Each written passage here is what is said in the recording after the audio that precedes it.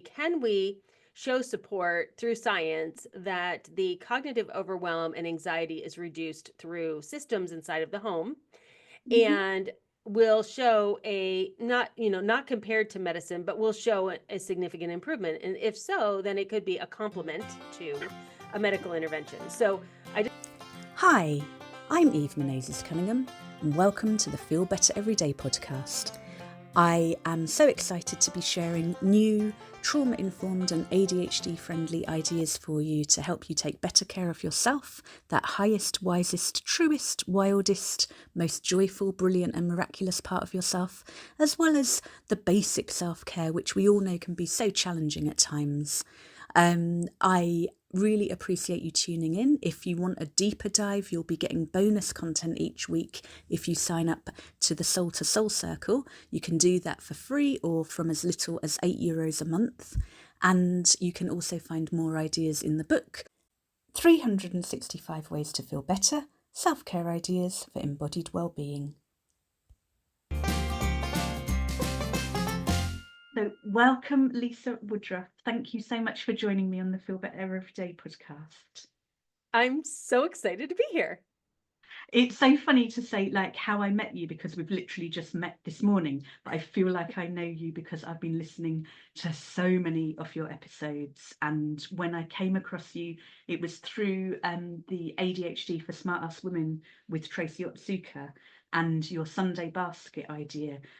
Honestly, I was waking up in the night thinking about plastic pockets and how I was going to organize my brain. And it was just, even before I got it all, I had things. I've been I've been recently diagnosed with ADHD this year, but I'd been kind of putting organizational things into place from early childhood, not realizing that it was so much harder for me to sorry, that was someone at the door. Um, but I think where I'd been using index cards for years, I have my desk diary, I have my phone calendar for appointments. Listening to you talk about the Sunday basket and managing to deal with two small children, and it was when I started with index cards, I was thinking about an index card audit every week and going through Yes. hundreds of individual index cards. And of course, that didn't work. Whereas you're chunking up in NLP terms with the folders, the pockets, Yes. it's like you just grab one and you're batching in an easy way. And it has, I know friends laugh at me saying this, but it's revolutionized my life. Oh, I So love that. so I've done a DIY version because I'm in the west coast of Ireland. You sell a version in North America. Do you want to say a bit about how long you've been doing it and what you're working on at the moment? Oh, yeah. Sure. But also, I just want to comment on what you're saying, which, yeah, I was recently diagnosed with ADHD too. Um, and I think that women do so much. How any of us are not diagnosed with ADHD. And I tried the index card thing too, and I write everything on index cards. But like you're saying, the chunking up, there are so many things that we are doing and want to do and our future doing that is either in our brain or written down somewhere. And if it's written down, good luck finding it, which is why I like the pockets. Like we just got done redoing like everything in our house basically. And we just finally got signed off on the last thing. And my husband said, now about the floor in the garage. I'm like, oh my gosh, we are not doing anything else for a little bit of time. We have no more money and I have no more capacity for projects. So I just wanted to say that that obviously resonates with me. So yeah, my name is Lisa Woodruff. I'm actually Irish. I have family that still lives in Ireland. I need to go over there. Whereabouts But I in live in a Ireland? Oh gosh, I don't know. There Okay. are quite a few of them over there. But my great grandmother and great grandfather came over to the United States in like maybe the late 40s. So Yeah. what 1940s. So it wasn't, like and I knew them and they grew up in Ireland. Um so I live in Ohio. I started Organized 365 the year I turned 40 in 2012. But I started the Sunday Basket in 2002 when I had a 6 month old and a 2 year old. But I didn't turn it into a physical product until 2018. And we do sell it internationally, but you have to use a parcel forwarder to get it, and it is cumbersome and it is expensive. I'm working on international shipping options. It's just not easy. Yeah. But basically, the Sunday basket is an externalization of your brain, and there are colors in it that organize all of the roles that we play as household managers. Like if you don't have children, then you might not have the blue color, but you probably have pets and you probably have family members, and that would be your blue. And so we kind of chunk, like you would in business, how you organize a household as if it was a business. Yeah. So for me, the reason I wanted you on the podcast, all my work is about self-care, and it feels like organization and being grounded and getting better sleep. I'm waiting to start the ADHD medication, but the psychiatrist described what it will be like when I don't have 7 thoughts at any given moment, but just one. And she says sleep improves because you've just got so much more done. You don't have those whirring thoughts.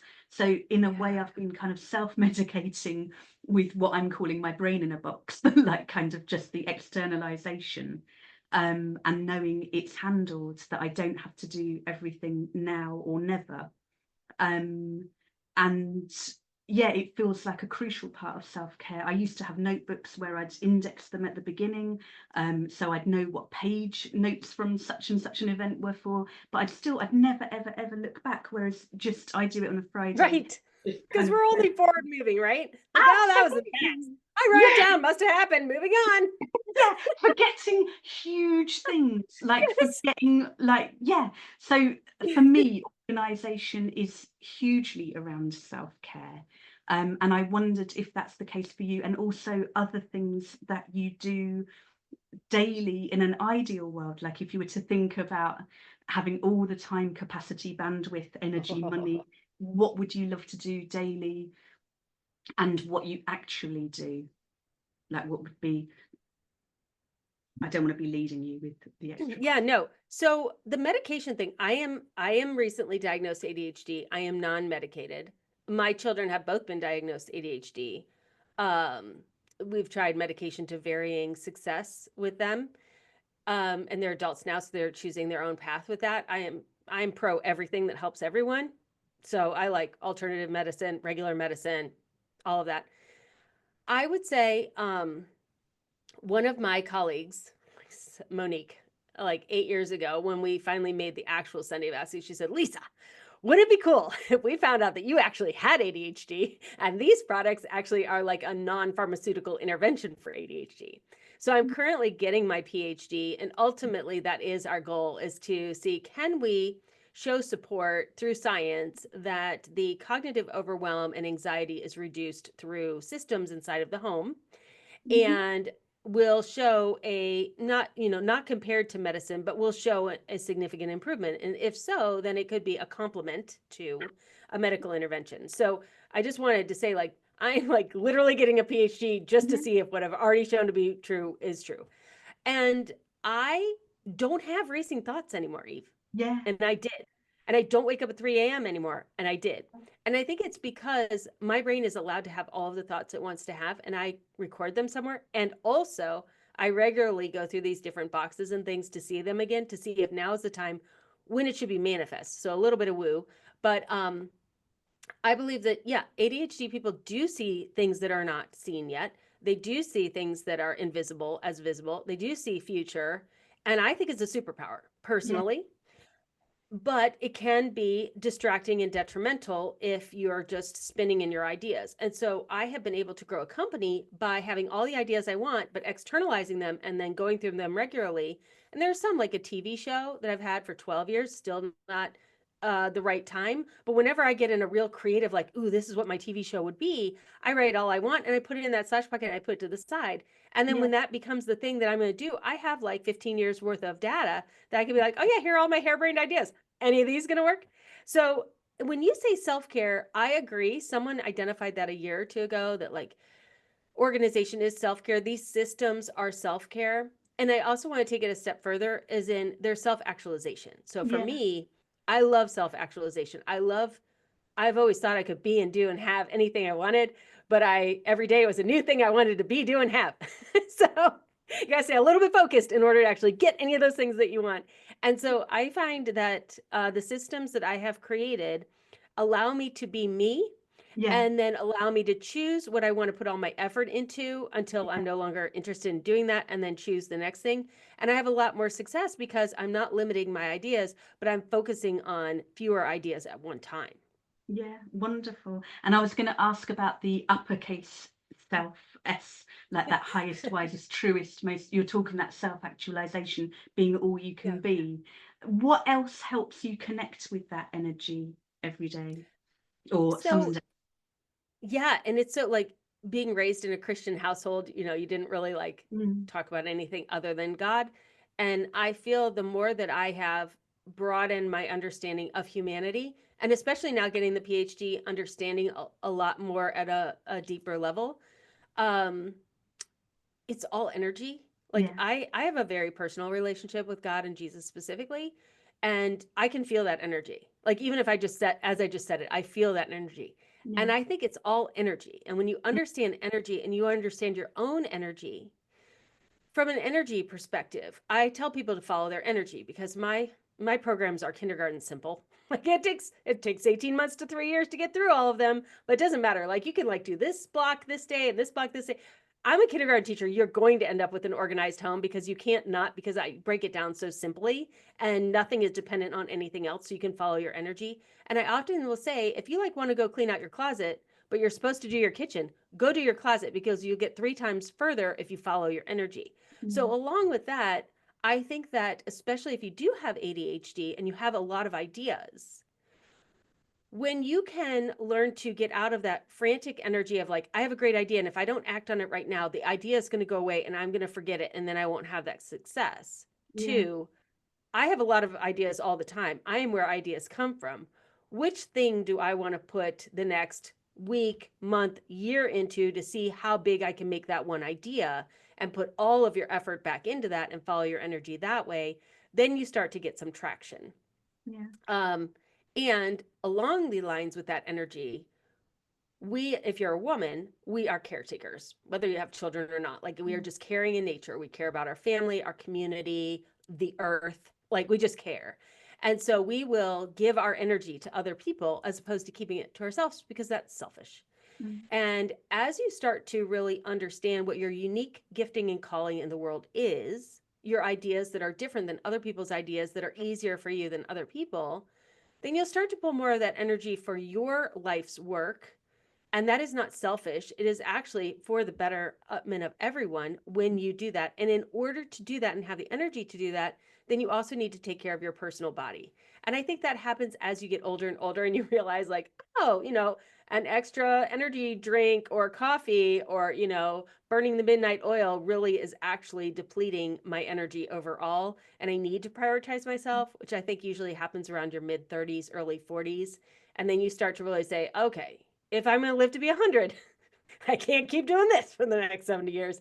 And so then you slowly start to say, okay, a little bit for me, a little bit for them, a little bit for me, a little bit for them. yeah. For me, I'm postmenopausal, I'm 48, and it's Yeah, like I me really too. a lot of acupuncture, a lot of like herbal medicine and learning, and it's still a learning curve to not try and do Mhm. all the things and then those mini burnouts. And Yep. my work's all about self-care. It's I like, know. but but I'm also thinking with what you're saying about your religious beliefs, there's an element of self-care with that in knowing you don't have to do it all yourself. You can Oh. feel. I just wondered if you want to say anything about that. Yeah. That reminds me of something I heard years ago. I don't remember where I heard it. I don't remember where I heard it. But it goes along with that idea that you can't patent an idea. Like if you have an Mhm. idea, you can't Yeah, trademark it. People say, I have a great idea. And when I share it with you, it's my idea. You have to actually have it in use in order to do a trademark or a patent. And I wish I remembered where I heard this, but someone said, maybe it was The Tipping Point with Malcolm Gladwell. It might have been that. Anyways, they said that there are these ideas that are generally in the energy at certain times. So it's not an accident yeah, that Bill Gates and Steve Jobs at the same time created these computer companies. Like there was yeah, an energy at that time for personal computers to be created, and these multiple, and then Michael Dell, they all created their own version of that. and that these ideas are out there and these energies are out there. And when you tune into the frequencies, then you hear more of these ideas, and it is the action taken on those ideas that actually leads to success. Because many people probably were like, oh, I wonder if this big computer could become a personal computer, but they didn't do anything about it. But Yeah. these three men did, and it created these three industries, these three companies. And so I think about that a lot, and I think, okay, lots of people have had organization TV shows, and I don't think it's the right time for me to do it. And the way I want to do it is a little different. It'd be more like a talk show, actually, which I don't know. There was Oprah was a huge talk show. There was like a season for talk shows, and that season for talk shows is kind of past. So will there be a new season for talk shows? Is it actually a YouTube channel? Is it actually just the podcast I already have? I'm always thinking about how things are changing and growing over time. And I Yeah. think it is the energy, like the energy of the idea plus the energy of the community is there to receive the idea, all comes together. All these energies come together.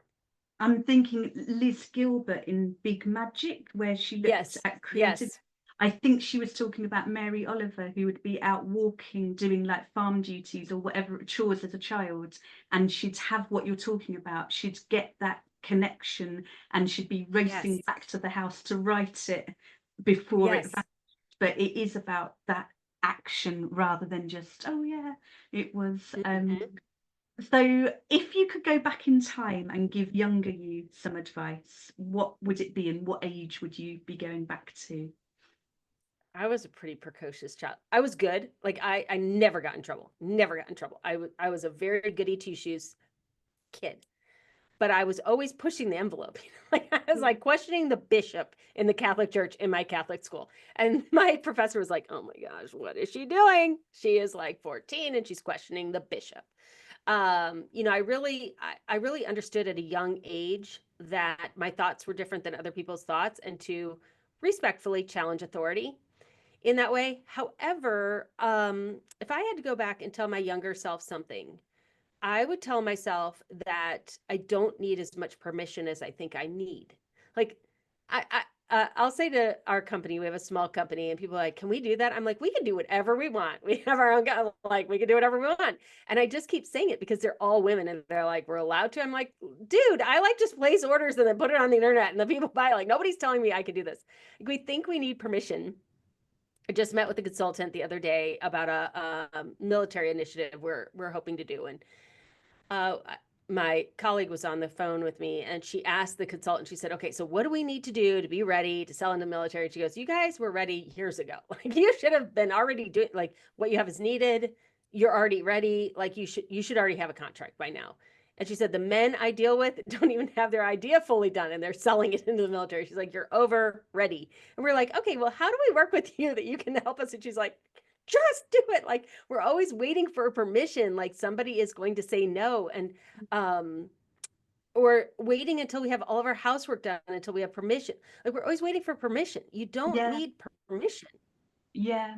That's something else I massively got from your podcasts around and again, self-care has been my work for decades, but it was the way you were saying, like, it will never be done, the to-do list will Yes. never be done. So it's like actually scheduling in much more rest, scheduling in, Mhm. and it's like enjoying it, knowing no one's ever done, because we're alive and we're constantly having ideas, Yes. and like that. Yes. So yeah, wonderful. So where can people find you? I'll include it in the show notes, but where would you like people to go first of all?